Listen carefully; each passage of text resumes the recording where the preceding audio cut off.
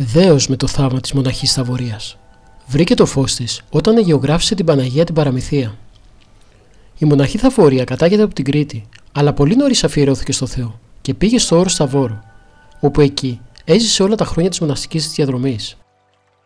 Είχε την ευλογία και το χάρισμα να αγιογραφεί, και έτσι όλα τα χρόνια το διακόνημά του στο μοναστήρι ήταν να αγιογραφεί εικόνες για τα μοναστήρια των Ιεροσολύμων, του Πατριαρχείου, αλλά και άλλων μονών στην Ελλάδα και στην Κύπρο. Το 2012 όμως είχε ένα πρόβλημα με τα μάτια της, εξαιτίας του οποίου έχασε το φως της. Όμως εκείνη δεν άφησε τις εικόνες της και ώσπου να τυφλωθεί τελείως συνέχισε να αγιογραφεί. Μάλιστα εκείνη την περίοδο μέχρι την απόλυτη τύφλωσή της αγιογραφούσε την εικόνα της Παναγίας της Παραμυθίας, την οποία όμως δεν είχε τελειώσει όταν το μεγάλο πρόβλημα με τα μάτια της είχε επιδεινωθεί. Κάτι μέσα της την οδήγησε να δώσει την εικόνα και όχι να την κρατήσει κοντά της. Ζήτησε να την πάρουν στη Ναζαρέτ, όπου όσο η εικόνα έμεινε εκεί, επιτέλεσε πολλά θαύματα, ακόμη και σε μουσουλμάνους. Γεγονός που έκανε την εικόνα εξακουστεί και πλήθος κόσμου άρχισε να πηγαίνει για να την προσκυνήσει. Η γερόντισσα όμως έλαβε την πληροφορία μέσα της να τη στείλει στην Ελλάδα για ευλογία. Πράγματι, η εικόνα έφτασε στη Θεσσαλονίκη τον Αύγουστο του 2012 και πήγαινε από σπίτι σε σπίτι, όπου σκορπούσε την παρηγοριά και θεράπευε τους ανθρώπους που είχαν ανάγκη. Το γεγονός του πληροφορήθηκε και η καθηγουμένη του Ιερού Συχαστηρίου Αγίου Γεωργίου και Παναγίας Παραμυθίας Ανίδρου, γερόντισσα Ιωάννα. Ζήτησε από την κυρία που είχε μεταφέρει την εικόνα στην Ελλάδα, με την ευλογία της μοναχής, να τη φέρει και στο μοναστήρι την εικόνα για ευλογία.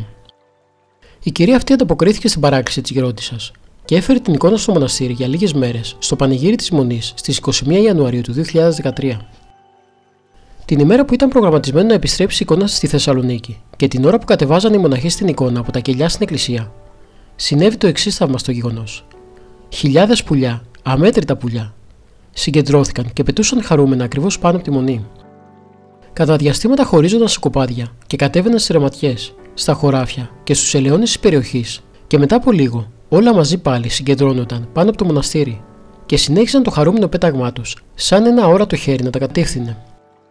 Ήταν κάτι το καταπληκτικό και ανερμήνευτο, μιας που βρισκόταν στην καρδιά του χειμώνα και δεν μπορούσε να γίνει λόγος για αποδημητικά πουλιά.